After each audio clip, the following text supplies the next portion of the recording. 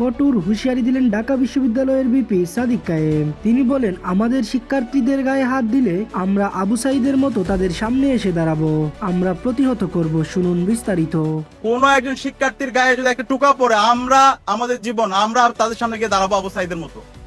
ঢাকা বিশ্ববিদ্যালয় এবং বাংলাদেশের কোনো ক্যাম্পাসে কেউ যদি গণরুম তৈরি করতে চায়, গ্যাস রুম কালচার তৈরি করতে চায়, সে আবার ভাইয়ের পলিটিক্স তৈরি করতে চায়, সে আবার দাসের রাজনীতি করতে চায়, আমরা হইতে দিব না। আমরা বেঁচে থাকতে এটা হইতে দিব না, সেটা চলবে না।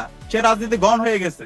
সুতরাং কেউ যদি আবার মনে করেন যে না, ক্ষমতায় আসছি, আমি ক্ষমতা দেখায় হল দখল করব, আমি ক্ষমতা দেখায় কারোর উপর নির্যাতন করব, জুলুম করবো, সেগুলো চলবে না।